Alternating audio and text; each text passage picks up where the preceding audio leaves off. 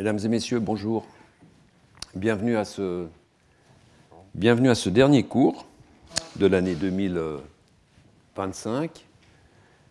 Nous nous étions arrêtés la semaine passée sur une étude assez compliquée, je dois bien l'admettre, mais qui montre une des façons vraiment actuelles de regarder ces configurations de la chromatine, non pas au niveau de milliers de cellules, mais au niveau cellulaire. Donc d'aller dans chaque noyau et de poser la question, dans chaque noyau, quelles sont les configurations chromatiniennes des deux copies d'un locus particulier. Et pour ça, les auteurs utilisaient cette approche par microscopie à super résolution, qui, je le mentionnais la semaine passée, permet en fait d'aller en dessous de la barre de diffraction de la lumière, donc en dessous de 200 nanomètres.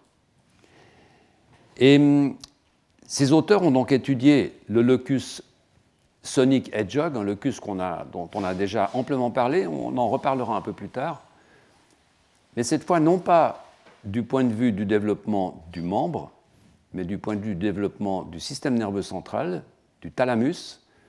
Vous vous souvenez, cette ligne de cellules qui fait la différence entre le thalamus dorsal et le thalamus ventral, cette zone intrathalamique limitans, qui exprime très fortement Sonic Hedgehog. Donc c'est un cas de figure extrêmement efficace pour regarder des cellules négatives, des cellules positives. Alors je vous rappelle simplement ce locus, juste pour remettre un peu les choses en place. Ici, le promoteur de Sonic Hedgehog avec un enhancer SBE1 qui travaille dans ces cellules. Et puis à l'opposé du paysage de régulation, presque une mégabase, 850 kilobases en amont, un autre enhancer SBE5 qui travaille aussi fortement dans ces cellules du système nerveux. Et la question, c'est est-ce qu'il y a des contacts, est-ce que ces enhancers rentrent en proximité l'un de l'autre, etc.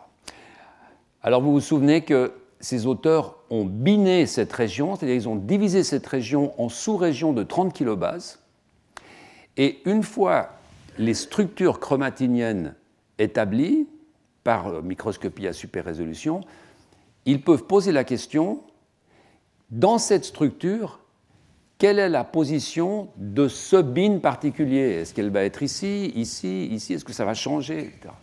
C'est donc ça l'avantage le pouvoir, la puissance de cette approche. Et donc, ils vont remarquer ici, dans cette représentation graphique qui vous montre la proximité. Donc là, on n'est plus dans un profil d'interaction chromosomique. C'est simplement, ça reflète la proximité entre deux de ces bins. Et vous voyez que le bin qui est ici, c'est 30 kilobases qui contiennent le promoteur Sonic Hedgehog et le premier enhancer SBE1, et le bin qui est ici, qui contient l'enhancer SBE5, vous voyez, vous remontez, tac, tac, tac, tac, tac, et vous voyez ces deux points ici. Ça veut dire qu'effectivement, ces deux enhancers, dans certaines configurations, sont à proximité l'un de l'autre. Alors ces configurations, et c'est là vraiment l'intérêt de cette étude, ils en trouvent 4.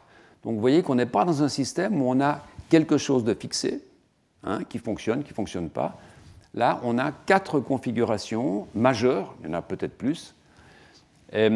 Donc ces configurations sont soit quelque chose de très condensé, soit quelque chose de moins condensé. Et ces petits ronds, là, vous voyez, c'est la position des bins dans ces configurations chromatiniennes. Alors les pourcentages de ces configurations sont montrés en dessous, ici. Et de façon intéressante, les auteurs remarquent qu'en fait, la configuration dans laquelle les deux bins qui contiennent les enhancers, donc SBE1 et SBE5, la configuration dans laquelle ces deux bins sont les plus proches, et vous voyez ici, c'est dans l'ordre de 60 nanomètres. On voit ici cette distance, donc une distance qui ne serait pas visible en microscopie, évidemment. Là, on est vraiment dans des petites distances. Eh bien, cette configuration-là n'est présente que dans 18% des cas. Alors, les auteurs estiment, en quelque sorte, que cette configuration sera la configuration active, puisque les bins sont proches du promoteur, etc. Donc, ils vont en conclure que c'est probablement cette architecture-là qui va activer le gène Sonic Hedgehog. Et ils ont cette remarque que je mentionnais à la fin de mon cours de la semaine passée, où ils disent que c'est seulement 18% des cas, mais en fait, peut-être que ça a une signification. Hein. Peut-être que l'idée est de ne pas avoir trop de production de Sonic Hedgehog. Et donc, c'est cette configuration à 18% qui a été sélectionnée comme la bonne configuration, entre guillemets. Voilà, conclusion de cette étude, c'est là où je voulais en venir, c'est qu'à proximité de cet enhancer SBE5 se trouvent des sites CTCF, et donc les auteurs proposent cette sorte de feuille de route. Hein. On a des configurations qui sont basées sur la présence de CTCF et qui vont produire des sortes de squelettes différents au sein desquels ces interactions vont pouvoir se jouer. Et donc, il parle de CTCF comme d'un facteur qui pourrait license, donc qui pourrait donner la possibilité, autoriser en quelque sorte.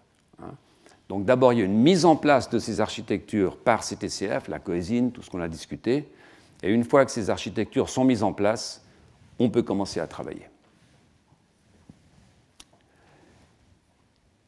Concernant CTCF, c'est évidemment un point de conclusion intéressant parce que ça nous ramène à quelque chose que nous avions déjà discuté, en fait, peut-être certains d'entre vous s'en souviennent, parce que quand vous regardez la topologie de ce locus, vous avez ici le promoteur Sonic Hedgehog, cette énorme distance avec l'enhancer ici SBE5. Vous voyez que cet enhancer est pratiquement, en fait, est dans un intron du même gène, dans un autre intron duquel se trouve cette fameuse ZRS, donc cet enhancer qui fonctionne dans les membres, dont on a vraiment beaucoup parlé. Donc on a ces deux enhancers, un qui travaille dans le système nerveux ici, et un qui travaille dans les membres, qui sont positionnés dans des introns différents de ce gène. Et le fait que ces auteurs mentionnent que CTCF pourrait, en quelque sorte, créer les conditions dans lesquelles cet enhancer neural pourrait toucher le promoteur de Sonic Hedgehog, eh bien, ça ressemble exactement à la situation que j'avais décrite avec cette fameuse famille brésilienne qui présente ce phénotype extrêmement fort, qui est ce qu'on appelle une akeiropodia, donc absence de main, keiros de pied, podos, donc une absence totale. Et c'est une famille qui est, qui est très consanguine, c'est une mutation homozygote qui provient du Brésil, qui est rapportée dans une publication en 1975.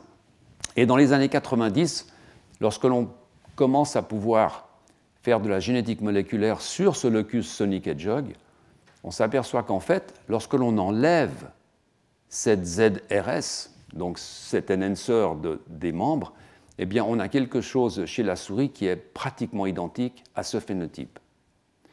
C'est ce qu'on appelle akeiropodia. Alors attention, ne confondons pas ce phénotype avec ce que je vous ai montré sur les mutations ponctuelles de la ZRS, qui, comme je l'ai mentionné à plusieurs reprises, donnent des polydactylies.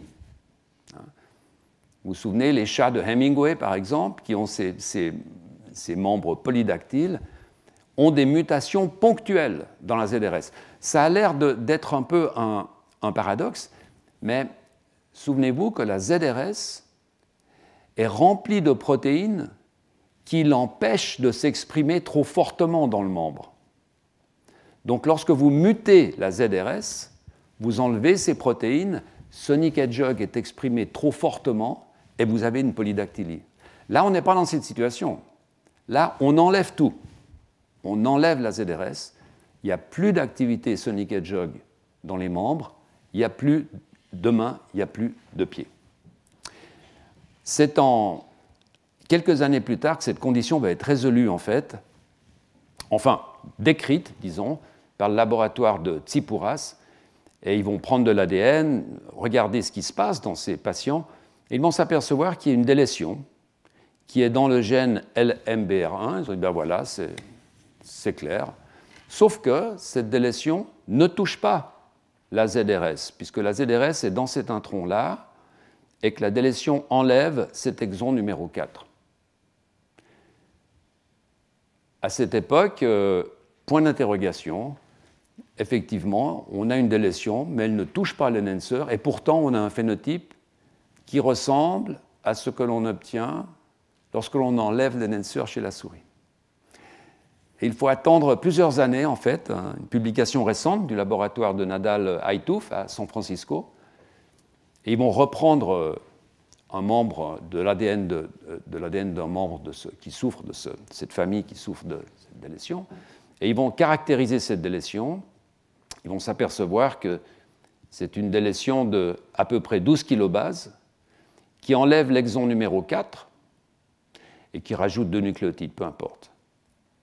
La première chose qu'ils font, évidemment, c'est de vérifier que l'ADN délété ne contient pas d'enhancer membre, évidemment, qu'on ne s'est pas trompé sur cette ZRS. Donc ils vont faire un transgène classique, qu'on a vraiment décrit à maintes reprises maintenant, un promoteur, un lac Z, une fluorescence, peu importe, et ils s'aperçoivent que tout ce morceau d'ADN qui est enlevé n'a aucune activité enhancer. Donc on le savait, on sait que le gène LMBR1 n'a rien à voir dans le développement des membres. Souvenez-vous, je vous en ai parlé plusieurs fois, c'est un hôte, en fait, c'est un gène qui accueille des enhancers dans ses introns, mais qui lui-même n'a rien à voir dans le développement des membres. Donc les 12 KB perdus n'ont pas d'activité enhancer. Par contre, lorsque ces auteurs regardent si cette délétion contient des sites CTCF, ils s'aperçoivent qu'effectivement, il y a en fait, dans ce morceau d'ADN délété, il y a 3 sites CTCF qui sont liés. Et puis ils s'aperçoivent également que ces sites accumulent de la coésine. Donc souvenez-vous, le principe d'extrusion de loop, de boucle. Donc on a cette coésine qui sort de l'ADN et puis qui bloque avec des sites CTCF. On voit que ça se passe dans ce morceau qu'on a enlevé. Donc en fait, on n'a pas touché la ZRS, mais on a touché une séquence à proximité qui est capable de bloquer un loop et d'accumuler de la coésine. Donc à partir de là, ces auteurs vont se dire, on va vérifier si effectivement cette séquence précise a un contact avec le promoteur de Sonic Hedgehog, et non pas la ZRS. Et donc ils vont faire ce qu'on appelle une approche 4C, on l'a décrit il y a 2 semaines, où en quelque sorte, ils se positionnent sur le promoteur Sonic Hedgehog, et la question qu'ils posent, c'est qu'est-ce que je vais contacter depuis ce promoteur, ou qu'est-ce qui va me contacter, d'accord ? À partir de là, qui me touche ? Et ils vont avoir ce résultat. Là, on a la situation normale, et vous voyez que dans la situation normale, le promoteur, ici, le gène Sonic Hedgehog, contacte très fortement ce morceau-là qui est en bleu, qui est le morceau qui est délété dans cette famille. D'accord ? Et vous voyez que dans l'ADN mutant, quand on se place sur Sonic Hedgehog et qu'on pose la même question, eh bien, on n'a plus de contact ici. Par contre, on augmente très fortement les contacts ici. Regardez, comparé avec là, on augmente fortement avec un morceau d'ADN qui contient un autre site CTCF. Donc en fait, ce qui se passe, c'est que normalement, on contacte fortement ces sites CTCF qui sont à proximité de l'enhancer. Quand ce morceau d'ADN est délété, bien le contact est réalloué, en fait, est réorienté vers un autre site CTCF qui se trouve quand même assez loin de la ZRS. Alors, il regarde ensuite plus précisément, en focalisant vraiment sur cette partie-là. Et ce que vous voyez là, c'est la séquence qui est délétée chez le mutant, dans le type sauvage, donc c'est rouge. Vous voyez un peu de rouge ici ? Ça, c'est le contact avec la ZRS. Donc, en fait, lorsque l'on contacte avec cette séquence qui est pleine de sites CTCF, on apporte la ZRS. Donc la ZRS rentre en contact avec le promoteur. D'accord ? Dans le mutant, vous voyez qu'il n'y a absolument plus rien ici. Mais l'ADN est présent, c'est la ZRS. Il n'y a plus aucun contact. Par contre, vous voyez que les contacts, ici, sont beaucoup plus forts. On augmente le rouge avec cette séquence qui est positionnée là. Et la conclusion de cette étude, en fait, qui est une étude simple, mais qui est propre, qui est vraiment une étude avec une conclusion formelle, on a en présence de cette séquence CTCF, ici, on va avoir une boucle qui va apporter l'enhancer proche du promoteur. Lorsque cette séquence est enlevée, délétée, eh bien, cette séquence-là, qui normalement est moins utilisée, va être engagée dans la boucle, proche du promoteur, et puis la ZRS, elle reste en plan, en fait, trop éloignée du promoteur pour pouvoir agir. Donc on a un promoteur fonctionnel, un gène fonctionnel, un enhancer fonctionnel, et un phénotype qui est un phénotype de perte de fonction totale. C'est vraiment un cas de figure intéressant. C'est un cas de figure prototypique, en fait, de ce qu'on trouve à plusieurs locus génétiques dans ces fameuses enhanceropathies dont je vais vous parler dans quelques minutes. Alors, on a d'autres façons, en fait, de rapprocher un enhancer d'un promoteur particulier, et on en découvre pratiquement chaque 6 mois une nouvelle façon, soit qui implique des séquences d'ADN, soit qui n'implique même pas de séquences d'ADN, dans le sens où ce sont des protéines qui ne lient même pas l'ADN. Et je voulais très rapidement vous présenter 2 autres façons de contacter l'ADN. Une étude qui n'est pas encore publiée, en fait, qui a été déposée sur un site d'archivage, qui est très très récente, et qui justement implique le même locus sonic hedgehog. C'est en fait une question qui est posée par le laboratoire de Evgeny Kvon aux États-Unis et qui pose la question suivante. Comment se fait-il qu'il y ait des enhancers qui fonctionnent à une mégabase de leur promoteur, d'autres qui fonctionnent à 50 kilobases, des facteurs parfois de 1 à 20 dans les distances entre les enhancers? Y a-t-il quelque chose d'intrinsèque aux enhancers qui font qu'ils fonctionnent soit à grande distance, soit à courte distance? Est-ce que les enhancers à longue distance sont ontologiquement différents des enhancers à courte distance? Ou bien, est-ce que la distance, ce n'est pas quelque chose qui influence sur la spécificité des enhancers? Et en fait, pour répondre à cette question, ils vont faire une expérience qui est logique, mais c'est faire des échanges d'enhancers. Et donc, ce qu'ils vont faire, c'est prendre une fois de plus ce locus sonic hedgehog et puis poser la question suivante. Si je enlève la ZRS et que je la remplace par un enhancer qui fonctionne dans les membres, mais qui fonctionne à distance courte, qu'est-ce que j'obtiens? Et donc, ils vont sélectionner 5 enhancers qui tous fonctionnent, sans entrer dans les détails, mais vous voyez ici, qui tous fonctionnent dans le bourgeon du membre précoce, donc qui fonctionnent dans des cellules dans lesquelles l'enhancer sonic hedgehog fonctionne. En principe, donc, ce sont des enhancers qui ont une spécificité comparable, mais vous voyez qu'ils travaillent à des distances différentes. Face aux 850 kilobases de sonic hedgehog, on a cet enhancer ici qui travaille en amont d'un gène qui s'appelle SAL1, mais peu importe, 410 kilobases, ici 174, et là 71 kilobases. Et qu'on passe de 1 à 10, en fait. Donc la question, c'est simple. Pourquoi est-ce que la distance va influencer la spécificité de l'enhancer, ou est-ce que tous les enhancers vont fonctionner à grande distance? Et donc la première expérience qu'ils font, c'est simplement de faire des échanges, c'est-à-dire soit de faire des échanges instantanés, ça peut se faire par CRISPR, hein, par recombinaison homologue, soit on peut enlever la ZRS, faire une sorte de site d'atterrissage et puis ensuite venir recombiner des NF. Ça, c'est de la technologie qui est relativement simple aujourd'hui. Et donc, ils vont produire des souris qui sont normales, excepté le fait qu'elles ont toutes un enhancer différent à la position de l'enhancer Hedgehog. Et le résultat, vous le voyez là. Là, c'est la situation contrôle normale avec l'enhancer Hedgehog, donc le membre normal. Ici. Et puis là, vous avez les 4 remplacements d'enhancer avec celui de 410 paires de bases, etc., etc. Et vous voyez que dans tous les cas, ils obtiennent des souris qui ont un phénotype d'Acheiropodia.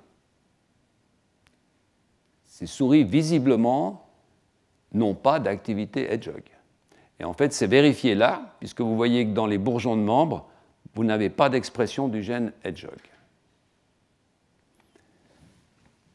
Donc, la conclusion, c'est qu'à cette grande distance, aucun de ces 4 enhancers ne peut fonctionner. Pourtant, lorsque vous prenez chaque enhancer et que un par un, vous le mettez dans un système de transgènes classique, c'est-à-dire enhancer, promoteur, LAC-Z, etc., ils fonctionnent tous. Donc, tous ces enhancers sont parfaitement capables d'activer le promoteur de Sonic Hedgehog quand il le touche. Aucun de ces enhancers n'est capable d'activer Sonic Hedgehog quand il se trouve à 800 kilobases, sauf bien sûr l'enhancer de Sonic Hedgehog. Donc, ces auteurs se disent c'est quand même curieux. Comment se fait-il, par exemple, que cet enhancer-là du gène SAL1 qui est 400 kilobases en amont du promoteur soit incapable de faire le travail alors que l'enhancer de Sonic Hedgehog n'est qu'à 2 fois la distance finalement. Et je vous rappelle qu'on n'est pas dans un système linéaire, hein, ce n'est pas une distance linéaire, c'est quelque chose qui est enroulé, donc ça a relativement peu de sens finalement, cette différence entre 400 kilobases et 800 kilobases. Et ces auteurs se disent on va peut-être regarder un peu plus précisément la séquence de cet enhancer SAL1 et ils vont faire un alignement de séquences. Alors là, on retombe sur le premier cours, la première leçon de ce cours, en fait, où je vous montrais comment ces enhancers étaient isolés, identifiés il y a 40 ans, hein, c'est-à-dire par simple alignement de séquences. Et là, vous en voyez un exemple qui est vraiment, vraiment intéressant. Ce que vous voyez, c'est en fait l'alignement entre la séquence humaine et puis le chimpanzé, la souris, le dauphin, ici un marsupial, le poulet, les oiseaux, les amphibiens et les poissons. Et en fait, vous voyez que le plus loin on va dans la phylogenèse, le moins de séquences de conservation de séquences on a. Hein. Ces petites barres noires sont des bases d'ADN conservées. Donc où c'est très noir, c'est que c'est conservé. Et vous voyez par exemple que lorsque l'on regarde ici les amphibiens ou les oiseaux, eh bien on a un petit noyau de conservation qui est illustré là. Oui, parce que les amphibiens et les oiseaux, ils ont des doigts, ils ont des mains, ils ont des ailes, ils ont des membres antérieurs, des membres postérieurs. Quand on passe aux poissons, on n'a plus rien, parce que les poissons, évidemment, ont des nageoires pectorales, mais n'ont pas la partie distale des nageoires pectorales. Donc, en fait, les poissons sont naturellement achéiropodes, en quelque sorte. Hein. Ce n'est pas tout à fait exact. Mais en faisant cet alignement de séquences, en fait, ces auteurs s'aperçoivent qu'il y a une autre séquence à côté qui semble conservée. Alors, un point intéressant, hein, c'est que vous allez me dire, oui, mais elle n'est conservée ni chez les oiseaux, ni chez les amphibiens, et ce n'est pas discuté dans la publication. Mais c'est une séquence qui est également conservée. Et ces auteurs vont se dire peut-être, en fait, que cette séquence a une fonction dans ce contact entre cet enhancer et ce promoteur SAL1 qui est à 410 paires de bases. Et donc, pour évaluer cette fonction, ce que ces auteurs vont faire, c'est qu'ils vont remettre cet enhancer à la place de l'enhancer de Sonic Hedgehog, mais cette fois plus cette petite séquence. D'accord ? Donc, au lieu de mettre simplement l'enhancer à la place de Sonic Hedgehog, ils vont mettre cet enhancer plus cette séquence. Alors, ils vont appeler cette séquence REX pour Range Extender. Donc, ça vous donne déjà le résultat, c'est-à-dire une séquence qui rallonge le domaine d'action, Range Extender. Hein? Et quand ils font ça, eh bien, ils s'aperçoivent que cette fois, l'enhancer fonctionne. Vous voyez, activation de Sonic Hedgehog, et surtout, polydactylie. Alors, pourquoi polydactylie ? Je pense que ça devrait être compréhensible maintenant, parce que c'est un enhancer qui est plus fort que l'enhancer de Sonic Hedgehog, qui n'est pas autant restreint que celui de Sonic Hedgehog, ce qui n'est pas forcément visible ici. Et donc, on est dans une situation où on est en surproduction de Sonic Hedgehog. Et c'est pour ça qu'on a non seulement des doigts qui réapparaissent, mais on a une polydactylie. D'accord ? Cette séquence REX, en elle-même, n'a aucun pouvoir de régulation. Alors ça, c'est ce qui est montré ici. Quand ils mettent uniquement la séquence REX en amont du promoteur de Sonic Hedgehog, il n'y a absolument rien qui se passe. Donc ce n'est pas une séquence enhancer en elle-même.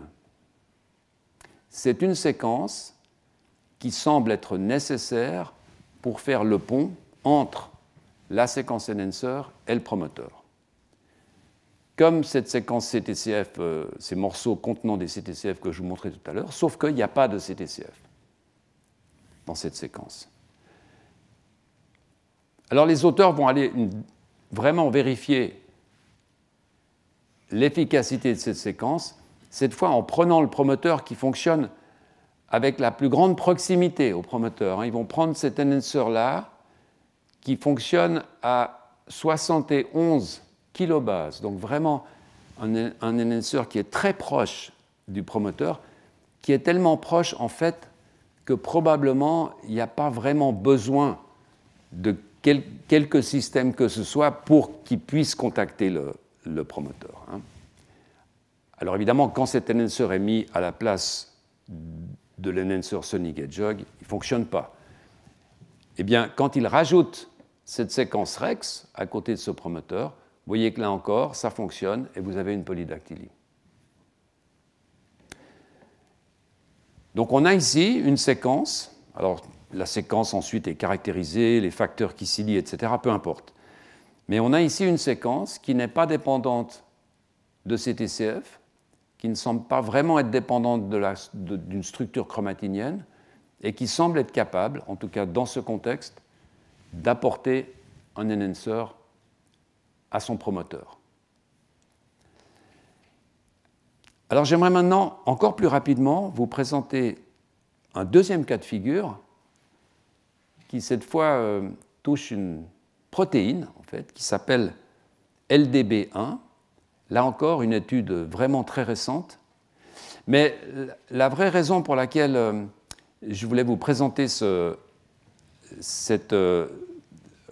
en deux images, hein, cette étude, c'est qu'en fait, elle met en œuvre une technologie qui est très nouvelle et qui est de plus en plus utilisée dans des systèmes cellulaires et même bientôt dans des systèmes un peu plus compliqués, qui est ce qu'on appelle la technologie du dégron. Alors un dégron, qu'est-ce que c'est ? C'est un morceau de peptide, un morceau de protéine. Ça peut être plusieurs différents. Hein. Ça peut être même une structure, un petit morceau de structure d'une protéine qui, en fait, va aider à la dégradation de cette protéine, d'où le mot dégron. Et depuis quelques années, en fait, les gens ont beaucoup travaillé sur la technologie de ces dégrons et ont développé un type de dégron qui est conditionnel à la présence de l'auxine. L'auxine, c'est une hormone végétale, vous en avez peut-être entendu parler, une hormone de croissance végétale qui n'a vraiment rien à voir avec les animaux. Nous n'avons pas d'auxine, et nous ne savons pas ce que c'est que l'auxine. Et ces développements technologiques sont tels qu'en fait, on peut aujourd'hui fusionner un dégron particulier à une protéine. C'est ce que vous voyez là, cette protéine-là, BERT, qui est une protéine cible, une protéine que vous aimeriez dégrader, vous aimeriez enlever de votre système cellulaire. Donc, vous pouvez fusionner un dégron particulier qui n'est pas actif quand il n'y a pas d'auxine. Quand vous rajoutez cette hormone végétale dans le système, cela va devenir actif, le dégron va emporter cette protéine vers la machinerie d'ubiquitination et la protéine multi-ubiquitinée va être envoyée dans le protéosome, vers des lysosomes, pour être dégradée.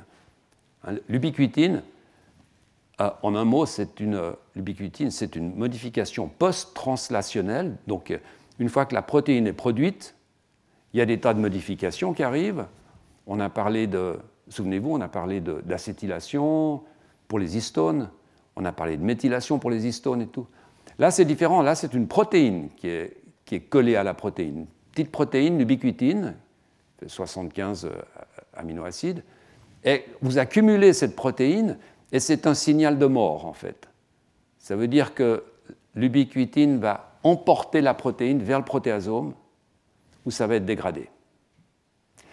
Et donc, ce système, vous voyez, permet en fait, une fois que vous avez bricolé un peu votre protéine en rajoutant des grons, etc., permet, en pipetant de l'auxine dans votre système de culture, de dégrader votre protéine.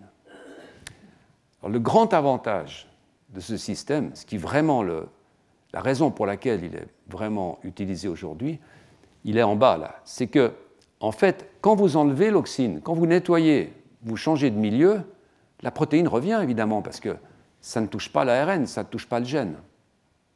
Donc c'est un système qui est inductible et c'est un système qui est réversible. Et ça, il y en a relativement peu, en fait, en biologie, pour pouvoir décider que pendant cette fenêtre de temps, j'enlève cette protéine. Alors, comme d'habitude, c'est magnifique sur l'image, sur la diapositive. Dans la vraie vie, c'est un peu plus compliqué parce que ça prend quand même quelques heures, une dizaine d'heures, si vous voulez vraiment enlever toute la protéine, et puis il en reste toujours un tout petit peu. Donc, il y a quelques contraintes, en fait. Mais c'est vrai que c'est un système qui est utilisé vraiment maintenant de plus en plus. Alors, ces auteurs vont l'utiliser pour analyser la fonction d'une protéine qui découvre en étudiant la régulation des gènes de la bêta-globine. On n'est plus dans l'alpha-globine, qu'on a discuté il y a 2 semaines, mais de la bêta-globine. Alors, peu importe, ils s'aperçoivent que c'est une protéine qui est importante pour la régulation de ces gènes. Et ce qu'ils vont faire, c'est d'essayer de voir ce qui se passe avec cette protéine qui est capable de faire des loops, de mettre en contact un promoteur et un enhancer. Est-ce que cette protéine peut le faire en absence de CTCF, en absence de coésine, en absence des deux? Est-ce que CTCF peut faire des loops en absence de LDB1, etc. Parce que chaque fois, ils peuvent prendre des cellules qui sont dégrenées, si vous voulez, qui ont du dégron, soit dans CTCF, soit dans la coésine, soit dans LBD1, et puis enlever ces protéines pendant un temps donné. Et c'est donc cette étude du laboratoire de Günther Blobel qui est une étude intéressante. Et je vais directement en conclusion. Ils s'aperçoivent en fait qu'il y a des cas de figure multiples. Ils s'aperçoivent que, par exemple, LDB1, cette protéine, est capable de faire des loops d'apporter un promoteur, un enhancer proche du promoteur, en absence complète de CTCF et de la coésine. Donc ça veut dire que cette protéine seule peut probablement reconnaître des facteurs qui sont liés aux enhancers, liés aux promoteurs, et les coller ensemble. Mais il y a d'autres cas où les loops sont dépendants à la fois de CTCF et de la coésine. Comment ils font ça? C'est simple, hein. En fait, ils traitent avec l'auxine et ils regardent les profils de conformation de chromosomes. Hein. Ils regardent les loops. Ils regardent les loops qui sont à ce locus. Ils se disent, est-ce que je peux avoir un loop quand j'enlève CTCF? Est-ce que je peux avoir un loop quand j'enlève la coésine? Ils s'aperçoivent qu'en enlevant CTCF et la coésine, ils ont toujours quelques loops qui sont faits. Quand ils enlèvent LDB1, ces loops ils disparaissent. Donc, conclusion, LDB1 est suffisante pour faire quelques loops, mais pas tous.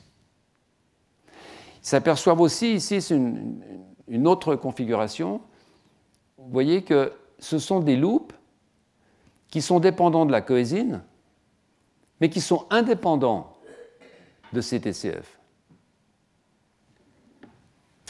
Vous vous souvenez, la coésine va extruder l'ADN, et puis CTCF va bloquer.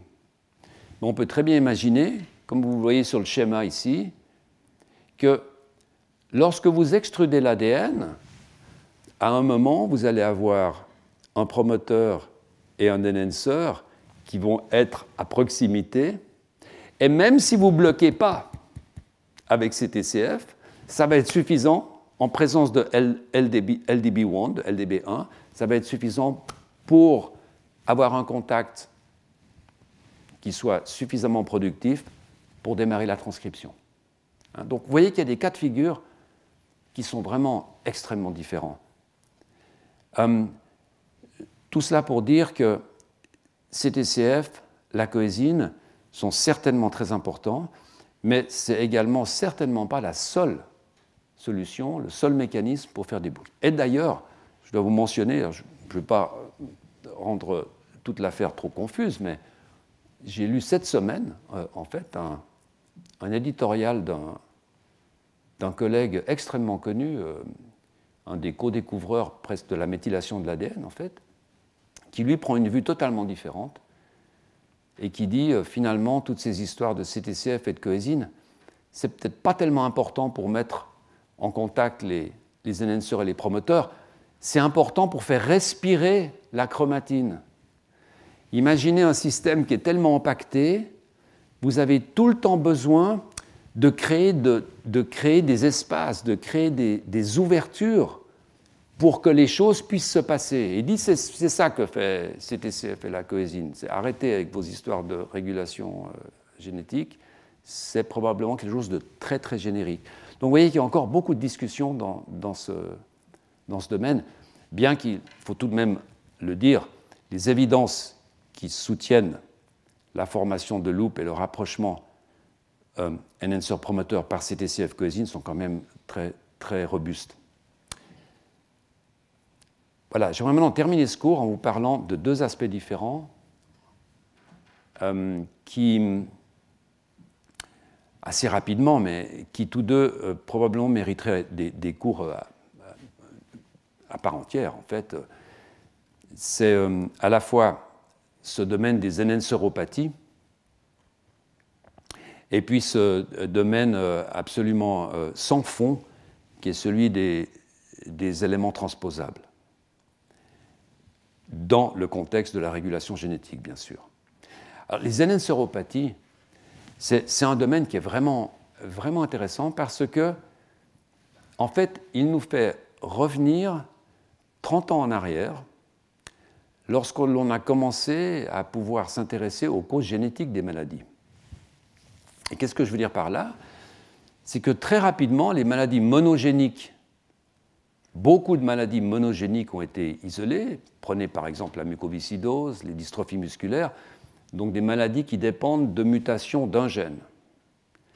Et très rapidement, on a pu dire, voilà, c'est ce gène qui est responsable, ce gène qui est responsable, téléton, etc. Ensuite, c'est présenter le problème des maladies polygéniques. Les maladies polygéniques sont des maladies où plusieurs gènes sont responsables avec des parts différentes, des pourcentages différents. Et ça introduit un côté quantitatif dans l'étude de la génétique, qui est un côté extrêmement difficile à envisager, d'où le nom de QTL, donc de locus génétique à trait quantitatif, hein, c'est-à-dire cette maladie, elle dépend de 15 locus différents, un qui est preneur à 5%, 15%, 20%, 18%, 13%. Et là, on est vraiment dans une grande difficulté, et 40 ans plus tard, il faut quand même bien l'avouer, c'est une approche qui n'a pas encore donné toutes les attentes, hein, avoir le nombre de maladies à trait complexes qu'on n'arrive pas vraiment à comprendre et à soigner aujourd'hui. Eh bien, avec les enhancers, on est dans la même situation. On est retour à la case départ, où aujourd'hui, évidemment, on peut trouver des tas de maladies, de syndromes, qui sont dus à un enhancer qui est enlevé. Je vais vous montrer un exemple. Mais lorsque l'on pense aux possibilités quantitatives qui existent, c'est-à-dire à une cinquantaine d'enhancers qui, tout au long de l'évolution, pourraient accumuler des mutations ponctuelles qui changeraient leur efficacité de quelques pourcents, et puis soudainement on atteindrait un seuil qui serait comparable à de la génétique des traits complexes, hein, mais de la génétique des traits d'enhancers complexes. C'est ce qu'on appelle des eQTL, donc des QTL d'enhancers, en fait. Hein. Là, on rentre vraiment dans un domaine qui est compliqué et qui va probablement encore demander plusieurs années de travail pour dire, voilà, ce syndrome, en fait, eh bien, il implique toute une série de gènes. Et là, je ne vous parle que d'une catégorie. Mais on peut très bien imaginer une maladie à très complexe qui impliquerait à la fois des polymorphismes dans des gènes et des polymorphismes dans des enhancers. Donc, ça va compliquer l'affaire. Les enhanceropathies, c'est vraiment un domaine en plein développement. Il y a maintenant des congrès qui sont organisés là-dessus. Et je vous ai mis ici peut-être 4 formes de ces enhanceropathies qui sont, me semble-t-il, les formes les plus représentées. Il y a d'abord des mutations qui touchent des protéines qui lient les enhancers. Et là, généralement, on est dans des phénotypes sévères, parce que, on l'a vu, beaucoup de ces protéines sont des protéines génériques. Regardez par exemple le syndrome de Rubinstein-Taybi, qui touche des mutations dans P300. Si vous mutez P300, donc c'est acétyltransférase, hein, vous imaginez les effets, ça va toucher partout où vous avez besoin de cette acétyltransférase. Donc ce sont généralement des cas de figure très sévères. Il y a bien sûr les mutations dans la séquence des enhancers.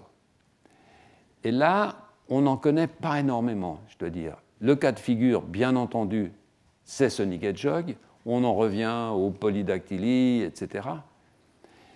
Mais on comprend pourquoi maintenant qu'on a vu un peu la grammaire, souvenez-vous, et la syntaxe des enhancers, eh bien, le risque qu'on prend quand on a un polymorphisme dans la séquence codante d'un gène, le risque qu'on prend d'avoir une modification de la protéine est beaucoup plus grand que le risque qu'on prend quand on va changer une base dans un enhancer. Souvenez-vous de l'alignement de séquence que je vous montrais tout à l'heure.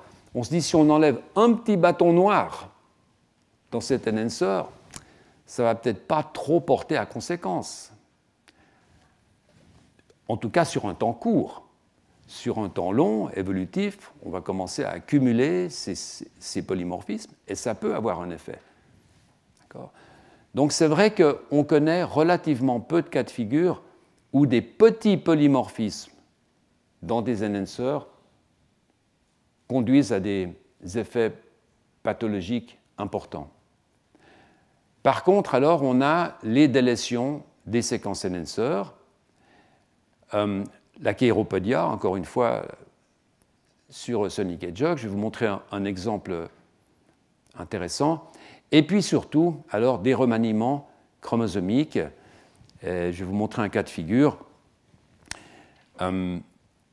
Parce que maintenant qu'on a vu que ces enhancers peuvent travailler à grande distance, eh bien, on comprend aisément que chaque fois qu'il y a un remaniement chromosomique, et on en a beaucoup, une délétion, une inversion, une translocation, eh bien, on prend toujours un risque, non pas d'affecter le gène, non pas d'affecter l'enhancer, mais d'affecter la topologie, les relations entre le gène et l'enhancer. Alors, laissez-moi vous dire un tout petit mot sur une étude que là encore, je trouve intéressante, surtout sur ses conclusions. C'est une étude qui touche une famille de gènes qui s'appelle les gènes DLX. C'est une famille qui en elle-même est assez intéressante, puisque vous voyez que sur 3 chromosomes différents, on a 2 gènes qui se font face à face. DLX1, DLX2, DLX3, DLX4, DLX5, DLX6. Ça veut dire en fait que dans un ancêtre des vertébrés, il y a eu une duplication horizontale du gène. Donc on s'est retrouvé avec 2 gènes DLX. Et puis au moment où les vertébrés ont amplifié leur génome 2 fois, à la base des vertébrés, eh bien ça a été amplifié 2 fois. Puis il y a une copie qui était perdue, puisqu'il n'y a que 3 copies en fait, alors qu'il devrait y en avoir 4, mais 3 copies. Et en fait, ces gènes sont très importants pendant le développement, et en particulier DLX5 et DLX6, dans le développement de la face, de l'appareil auditif. Et donc, le groupe de Cynthia Morton, il y a quelques années, analyse une famille qui a un problème de morphologie de la face et des troubles auditifs. Et ce groupe va trouver de façon cytologique une inversion. Pour qu'on voit une inversion de façon cytologique, il faut vraiment qu'elle soit importante. Donc c'est quelque chose qu'on peut voir sur le chromosome. Donc il y a une inversion. Et à un des points de cassure de l'inversion, on a un morceau d'ADN qui est perdu. Ça arrive très souvent. Les inversions, c'est des recombinaisons, etc. Donc on perd un morceau d'ADN. Et ce morceau perdu, qui à 5115 paires de bases, donc un petit morceau, se trouve en fait à proximité de ces 2 gènes DLX6, DLX5. Alors ce qui suggère à ces auteurs que ça pourrait affecter ces gènes, évidemment, c'est le phénotype, parce que les souris qui sont mutantes pour le gène DLX5 ont des phénotypes. Alors, c'est difficile de dire comparable dans ce cas-là, parce que la face d'une souris est quand même relativement différente d'une face humaine, mais elles ont des malformations de la face et des problèmes d'audition. Donc il y a une sorte de convergence, en fait, on se dit voilà, aussi les délétions soit de DLX5, soit de DLX6 impliquent ont des mêmes caractéristiques, donc qui touchent au système auditif et à la morphogenèse de la face. Cette séquence, ils vont l'aligner, regarder, il y a des conservations entre la souris et le rat. Et donc, ils suggèrent dans cette étude que cette délétion va induire une dérégulation des gènes, soit DLX5, soit DLX6. Le titre est assez indicatif à cet égard. Vous voyez, délétion d'un enhancer, near, proche. Donc là, on n'est pas dans un titre où il est écrit délétion de l'enhancer de DLX produit ça. La délétion d'un enhancer proche des locus DLX dans une famille qui a des problèmes auditifs et des problèmes de morphogenèse faciale. Donc il n'y a aucune causalité qui est présentée dans le titre. Mais évidemment, le papier lui-même introduit une relation de causalité. Donc il y a une suggestion très forte que cette délétion va affecter les gènes DLX5 et DLX6. mais ce n'est pas démontré. Et en fait, je dois vous dire que j'ai regardé rapidement s'il y avait eu des suites à cette étude, et je ne pense pas que ça ait été étudié dans le détail, probablement parce que les gens trouvent que les évidences sont suffisamment fortes pour perdre du temps à aller survérifier. Mais en fait, on ne sait toujours pas si c'est un enhancer vraiment qui est spécialisé pour DLX5 ou pour DLX6 et comment il fonctionne. La plupart des enhancers de DLX 1, 2, 2, 3, 4 et 5, 6 se trouvent entre les deux gènes. Donc je pense que ce serait un projet intéressant aujourd'hui à aller réexaminer ce cas pour voir ce qui se passe. Le deuxième exemple touche à des remaniements chromosomiques. Et ça, c'est un exemple très intéressant du groupe de Stefan Mundlos à Berlin, c'est le travail de Dario Lupianez. Et en fait, là encore, ce sont des patients, 3 patients, vous voyez là, qui présentent une brachydactylie. Une brachydactylie, c'est des patients qui ont les doigts trop courts. Et on analyse l'ADN de ces patients et on trouve que ces patients ont des délétions, vous voyez, qui ne sont pas forcément les mêmes, mais qui ont des délétions qui couvrent un locus qui s'appelle EPHA4. C'est un récepteur pour une protéine qui s'appelle une éphrine. Et ce sont des protéines qui sont très importantes pour le guidage axonal, pour la migration cellulaire, donc des protéines qui sont utilisées toujours pour guider des mouvements. A priori, rien à voir avec la morphogenèse des doigts. Si on regarde une carte génomique, on s'aperçoit que ce gène est localisé à proximité d'un autre gène qui s'appelle PAX3. On a parlé de PAX quelques occasions. Là encore, c'est un gène qui est actif dans le système nerveux et qui n'est pas connu pour être actif dans les doigts. Et puis, de l'autre côté, on a ces 2 gènes qui sont très importants aussi, Wnt6, une voie de signalisation, et puis Indian Hedgehog, une autre voie de signalisation, qui s'occupe, entre autres, de l'ossification, etc. Et donc, le challenge, c'est évidemment de comprendre pourquoi ces délétions vont induire une brachydactylie. Et la première chose qui est faite, en fait, c'est de regarder la structure du locus du point de vue de la chromatine. Ce que vous voyez là, en fait, c'est une structure qui est tirée de cellules ES, de cellules embryonnaires. À l'époque, c'est la structure qui était disponible. Et on voit ces TAD qui ne sont pas très, très bien définis. Et donc, les auteurs vont faire une étude par 4C, exactement la même que je vous ai montré pour Sonic Hedgehog. Donc, ils vont se positionner, ils vont positionner une sonde sur le promoteur Wnt, sur Indian Hedgehog, sur EPH4, EPHA4 et sur PAX3. Et chaque fois, ils posent la question, qu'est-ce que je contacte? Qu'est-ce que je touche? Et vous voyez que le locus est très, très fortement compartimentalisé. C'est une très belle figure, en fait, que j'aime beaucoup. Vous voyez, par exemple, que Wnt6, ici, et Indian Hedgehog, ces 2 gènes qui sont très voisins, vont toucher des séquences qui vont s'arrêter de façon très abrupte à la frontière de ces TAD. Donc ils ont leur domaine, de régulation, ils ne vont pas à l'extérieur. Et pareil pour le récepteur à l'éphrine 4, vous voyez, c'est vraiment extrêmement précis. Ils vont toucher toute cette partie-là, mais ils ne vont pas dépasser. Pareil pour PAX. Donc là, vous voyez un très bon exemple de cette structure de la chromatine en sous-domaine qu'on a beaucoup discuté. Et là, on voit vraiment que c'est des domaines dans lesquels ces gènes vont interagir, mais ils ne vont pas passer des frontières.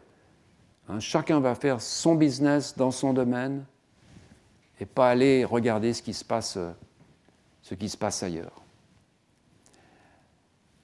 Alors, quid des délétions? Bien, en fait, si on revient sur ces délétions, on voit que les points de cassure qui sont de ce côté-là sont tous dans ce TAD.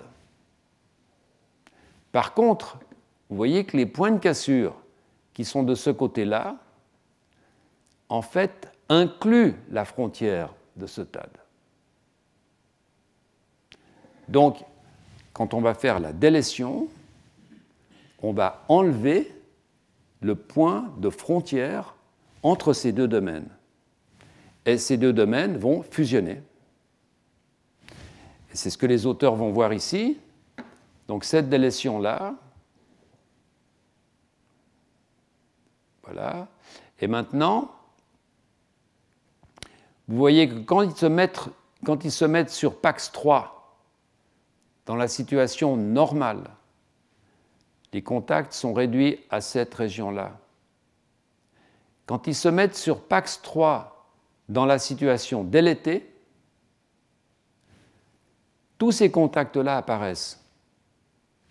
Cette partie-là, elle est absente maintenant, hein, elle est dans la délétion là. Donc en fait, cette partie-là, que vous voyez là, est approchée de ce gène PAX3, est à proximité maintenant de ce gène PAX3. Est-ce que c'est clair à visualiser, hein? Donc en fait, vous voyez que ce gène PAX3 qui était dans son petit domaine, avec sa régulation, maintenant se voit rajouter cette partie-là qui, en fait, est collée ici. On ne voit pas qu'elle est collée parce que cette partie-là est montrée de façon bioinformatique, mais en fait, elle est enlevée. N'est-ce pas? Cette partie-là, qu'est-ce qu'elle fait? Bien, cette partie-là, ce sont des enhancers pour le gène du récepteur de l'éphrine A4. Ce récepteur, est-ce qu'il est vraiment exprimé dans les doigts? Bien oui, il l'est. Regardez ici. Il l'est probablement parce qu'à ce moment-là, on commence à avoir les terminaisons neurales qui arrivent, hein, dans le membre, et c'est probablement pour ça qu'il y a ces récepteurs à l'éphrine qui vont guider cette migration neuronale, etc. Donc, ce gène-là est exprimé dans la région qui va donner les doigts. Il est exprimé dans cette région sous le contrôle d'enhancers qui sont ici. Quand vous enlevez ce morceau, le gène s'en va, les enhancers qui sont ici vont venir se coller à PAX3, et PAX3 va être exprimé, regardez ici, va être exprimé dans les doigts. PAX3, normalement, n'est pas du tout exprimé dans les doigts. Il n'a rien à voir avec les doigts. Donc ce qui se passe, c'est qu'on va se retrouver avec une protéine de régulation, PAX3, qui est surexprimée dans les doigts alors qu'elle n'a rien à y faire. Et ça va donner un phénotype qui est un phénotype de brachydactylie. Donc vous voyez la situation qui est quand même assez complexe, où on a deux TAD dans lesquels des gènes très différents fonctionnent tranquillement, indépendamment l'un de l'autre. Une délétion. Si cette délétion avait eu un point de cassure ici, quelques kilobases en amont, et que la frontière n'avait pas été enlevée, pas de brachydactylie. Si la frontière avait été... Mais la frontière est enlevée. Vous voyez, ça passe juste ici. Ici. Donc cette frontière-là, qui est indiquée par cette ligne traitillée, est enlevée. Ces enhancers vont venir se coller là, et ils vont activer PAX3. Et donc maintenant, l'expression de PAX3 va ressembler à l'expression du récepteur de l'éphrine A4. C'est un gain de fonction d'un gène qui est dû en fait à une perte d'expression d'un autre gène, à un rapprochement. D'un point de vue génétique, c'est extrêmement difficile à qualifier. Vous savez, les généticiens mettent des noms à des allèles, etc. Là, c'est extrêmement compliqué à qualifier parce qu'on a un gain de fonction, une perte de fonction, une délétion, etc. Mais si vous voulez, c'est une configuration génétique qui aurait été totalement incompréhensible il y a encore une vingtaine d'années. On aurait vu ça, c'était incompréhensible. Aujourd'hui, c'est évident. Remaniement, fusion de deux TAD, les enhancers qui travaillent, mauvaise expression, du mauvais gène au mauvais endroit, et on a un phénotype. Et on le voit très bien ici. On va maintenant se positionner, vous voyez, en 4C, on va se positionner sur le gène F4, tous ces enhancers-là, qui normalement ne touchent pas le gène PAX3. Quand vous enlevez cette partie-là, ces enhancers-là, hop, vont agir sur PAX3. C'est ce qu'on appelle en jargon un enhancer hijacking, en fait, c'est ce gène PAX3 qui va récupérer une régulation qu'il ne devrait pas récupérer.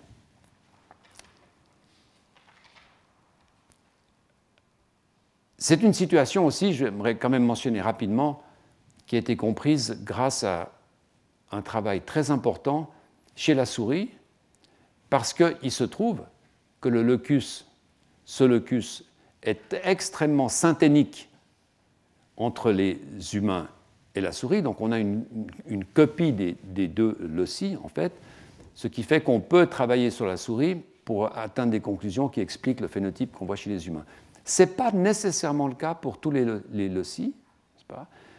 On peut se trouver dans des configurations chromosomiques où on n'est pas dans des régions extrêmement synthéniques, et là, évidemment, les explications sont plus compliquées. Voilà, je voulais terminer maintenant avec quelques minutes sur l'importance des éléments transposables dans ces phénomènes de régulation génétique et aussi dans leur origine, en fait, qui probablement est vraiment la partie la plus importante de l'étude de ces transposons. Alors, laissez-moi d'abord vous rappeler que c'est un champ de recherche qui est encore très, très jeune. Hein. En fait, ça démarre vraiment dans les années 90, hein, avec un travail totalement extraordinaire de Barbara McClintock, hein, qui, toute seule, pendant pratiquement 40 ans, va observer du maïs pour en tirer des conclusions qui sont absolument invraisemblables. Hein. Et ces transposons, mais ils sont partout. Et on estime aujourd'hui qu'il y a encore quelques années, on disait 50%, aujourd'hui on est près de 55-60% de notre génome qui dérive d'éléments transposables. Vous voyez ici un schéma qui vous montre en haut 1,5% qui est notre part d'ADN qui est codante, hein, pour des gènes. Vous voyez ici à peu près 25% qui consiste dans des introns, des paysages de régulation, c'est ce que je viens de vous montrer. Hein,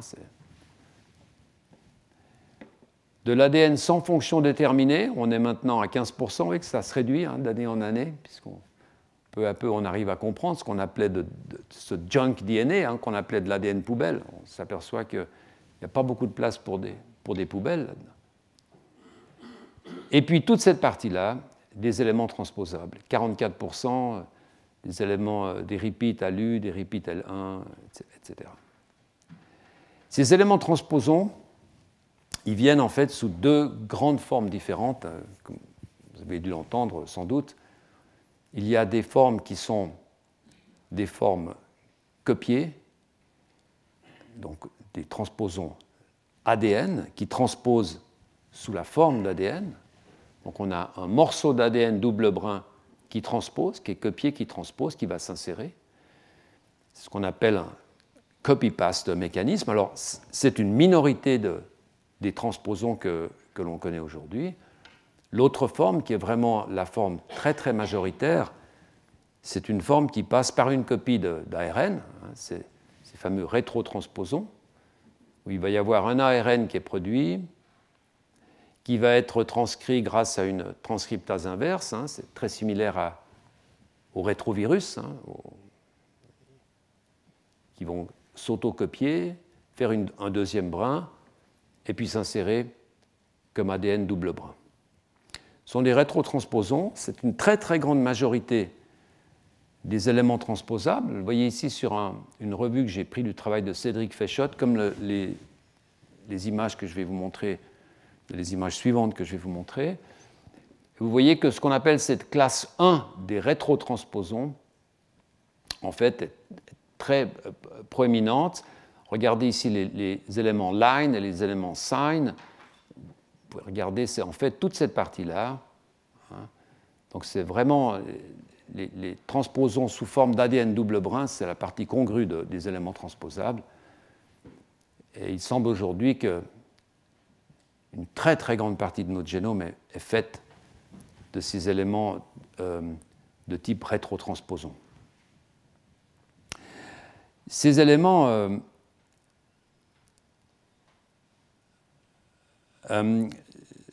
sont vraiment étudiés de façon efficace aujourd'hui pour une raison simple en fait. C'est que la technologie nécessaire pour aller chercher ces éléments et les étudier commence seulement à être vraiment développée aujourd'hui. Pourquoi? Parce qu'imaginez, comment voulez-vous travailler avec 10 000 copies d'une même séquence d'ADN? C'est vraiment un casse-tête. Comment voulez-vous faire les différences? Même le séquençage des génomes a eu des problèmes avec la présence d'éléments transposables. Comment est-ce que vous savez si ces 10 éléments sont celui-ci ou celui-là quand vous séquencez quelque chose? Donc c'est vraiment des approches qui sont extrêmement compliquées. Et en particulier, les outils bioinformatiques nécessaires ont été développés, je dirais, ces 10 dernières années, finalement. Et maintenant, on peut vraiment commencer à étudier ces éléments.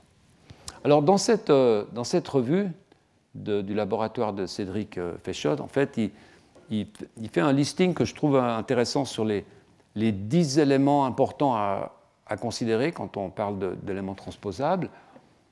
D'abord, il y a beaucoup de formes différentes d'éléments transposables, même au sein de cette famille des rétrotransposons. Leur distribution génomique n'est pas aléatoire. C'est évidemment une source très importante de mutations, de polymorphisme, probablement la plus importante. Ça cause beaucoup de réarrangements chromosomiques. Pourquoi? Je vous ai parlé de délétion, je vous ai parlé d'inversion. Comment se passent les délétions et les inversions dans nos génomes? Très généralement, parce que vous avez des séquences qui sont similaires. Quand vous avez des séquences similaires, quand vous alignez votre ADN, eh bien vous allez avoir des erreurs. Une séquence va contacter celle-ci plutôt que celle-là. Si vous avez une erreur, ça va faire une boucle. Sur un chromosome, la boucle va partir, vous allez avoir une délétion. Sur l'autre, vous allez avoir une duplication. Donc en fait, ces éléments transposables ont été une source de remaniement chromosomique extrêmement importante. Et on pense que chaque fois qu'on a ce qu'on appelle un CNV, un variant, un copy number variant, donc une variation de copie de notre ADN, des petites duplications, comme on a tous ici, de façon différente, des petites délétions, des petites duplications, en grande partie, c'est dû à la présence de ces séquences répétées. Il y a une balance très subtile entre l'activation et la répression. C'est vraiment un domaine extrêmement intéressant, c'est le domaine de l'évolution, du fitness de ces séquences, parce que ces séquences, alors je ne vais pas vous en parler, mais ces séquences transposons sont généralement très très contrôlées par notre génome. Nous avons des systèmes de répression. On les silence, on les rend silencieuses. Mais si on les rend trop silencieuses, elles disparaissent. Et visiblement, ces séquences ont eu un certain fitness dans notre évolution, elles ont été utiles. Donc on a une balance qui est très subtile avec ces éléments transposons, où on ne veut pas qu'ils soient trop actifs, on ne veut pas qu'ils mettent vraiment la misère partout dans nos chromosomes. Mais d'un autre côté, on aimerait quand même les laisser nous donner des opportunités évolutives. Je veux dire, j'y mets un peu de finalisme là-dedans. Mais... Donc il y a une balance évolutive qui est extrêmement intéressante entre empêcher ces transposons d'être actifs ou les laisser être actifs. Le résultat, c'est qu'il y en a toujours. Les mutations, on les trouve à la fois dans les cellules somatiques et dans les cellules germinales. Dans les cellules somatiques, évidemment, ça porte moins à conséquence. Un point important, c'est que les transposons peuvent interférer sans nécessairement transposer. Ils sont là. Ils sont des éléments d'ADN qui sont là. Et ce n'est pas forcément en sautant, ce qui arrive quand même très rarement, mais ce n'est pas forcément en sautant qu'ils vont avoir une fonction particulière. Ils peuvent avoir des fonctions simplement en étant là.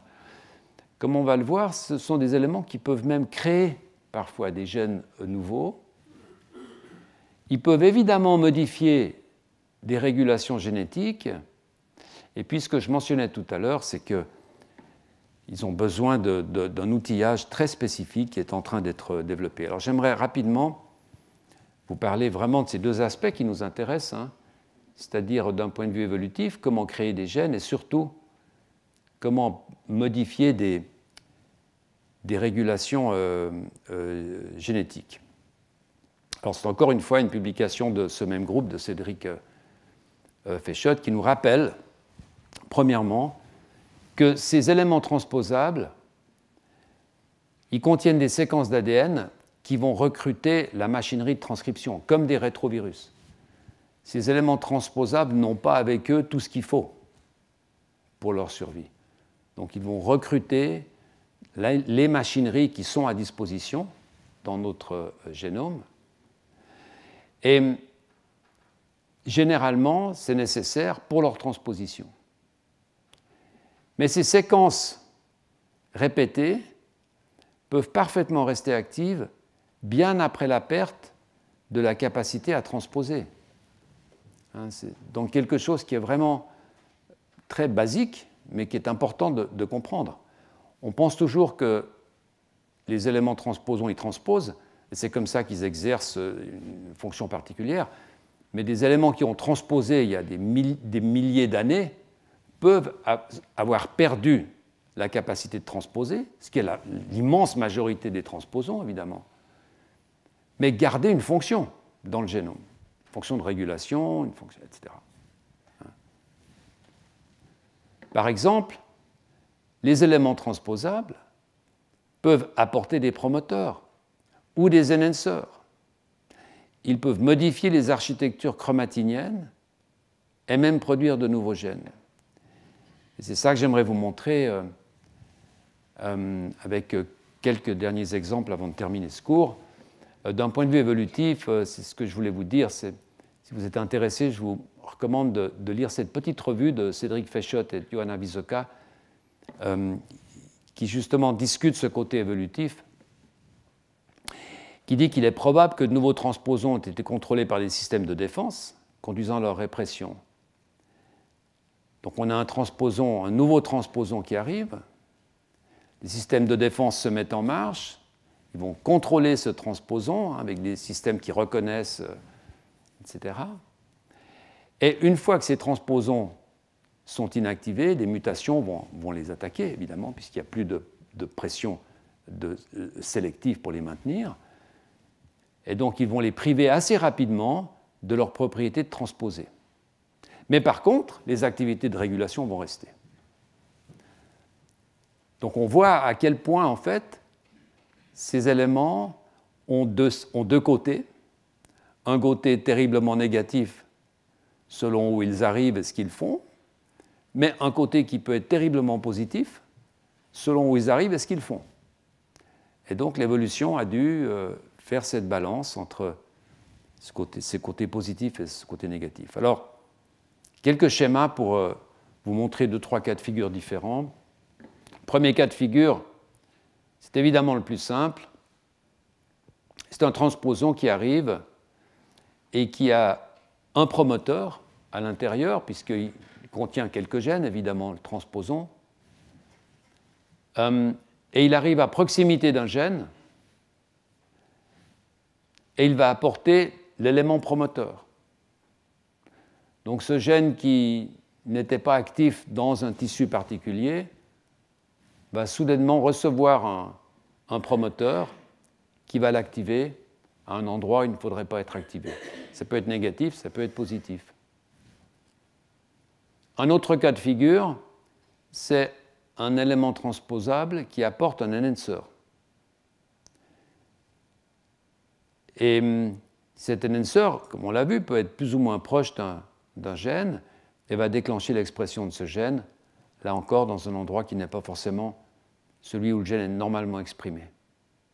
Un autre cas de figure qui semble être assez courant, c'est ce transposon va produire un ARN qui est non codant. Et en fait, on sait aujourd'hui que les ARN non codants ont des fonctions vraiment multiples. Ils vont lier des tas de protéines, ils vont peut-être influencer la structure de la chromatine. Et donc, simplement en produisant un ARN non codant, ces transposons peuvent avoir un effet soit en cis, c'est-à-dire sur un gène qui est très proche. Imaginez par exemple un transposon qui arrive, qui va produire de l'ARN. Cet ARN va être reconnu par un système de contrôle de la chromatine, par exemple un système du genre polycombe, qui va avoir un effet négatif. Si un gène se trouve à côté, cet effet négatif va s'étendre et va affecter ce gène. C'est relativement classique, ça peut être en cis, ou ça peut être en trans. C'est-à-dire que cet ARN peut aller se balader et faire quelque chose sur d'autres locus génomiques. Et puis là, on peut avoir alors un effet direct de répression, c'est-à-dire le mécanisme de répression de l'hôte peut affecter un gène. Imaginez un transposon qui arrive à proximité d'un gène. L'hôte, le génome, va reconnaître ce transposon, va dire il faut l'arrêter. Donc on va venir avec une machinerie pour réprimer ce transposon. Mais le gène qui est tout près, il risque de souffrir de cette répression. Donc en empêchant le transposon, on va affecter un gène qui est voisin.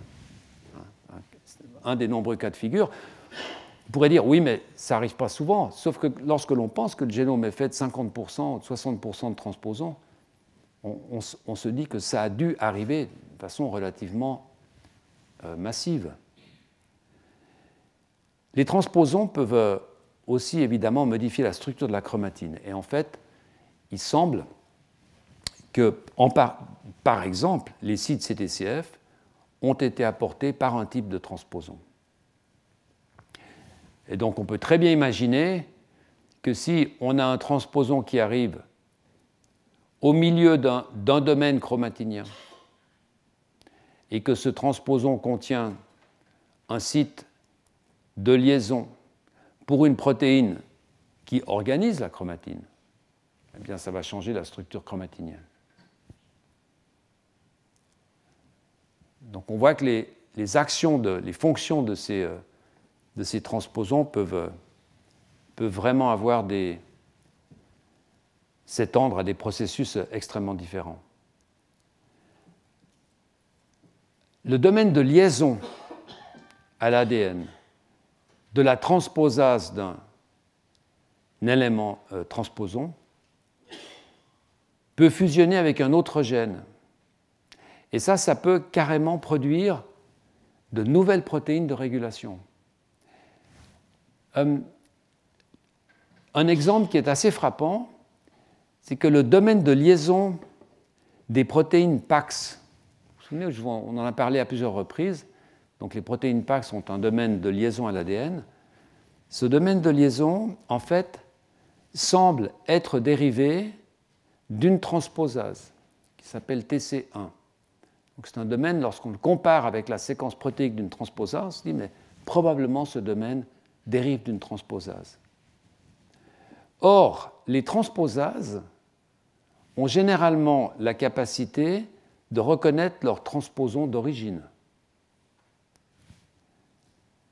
Donc imaginez en fait qu'une protéine coopte un domaine de liaison d'une transposase, immédiatement cette protéine va déjà reconnaître les sites de liaison de cette transposase, multiples, puisque ces éléments transposables vont arriver en quantité X. Donc on s'aperçoit en fait du côté presque vertigineux des changements qui ont pu être apportés par ces éléments transposables. Vous voyez ici un exemple. Vous avez ce gène qui va arriver à proximité d'un domaine de facteur de transcription. Vous allez avoir une fusion et une production d'une nouvelle protéine. Donc en fait, les éléments transposables peuvent être à la source de la création de nouveaux gènes. On s'aperçoit aujourd'hui qu'en fait, peut-être passablement de facteurs de transcription, donc des gènes qui ont la capacité de lier l'ADN, le font au travers de séquences qui dérivent de la capacité des transposases, donc de ces éléments qui sont portés par les éléments transposables, de reconnaître l'ADN, puisqu'évidemment, il faut que ces transposases reconnaissent l'ADN.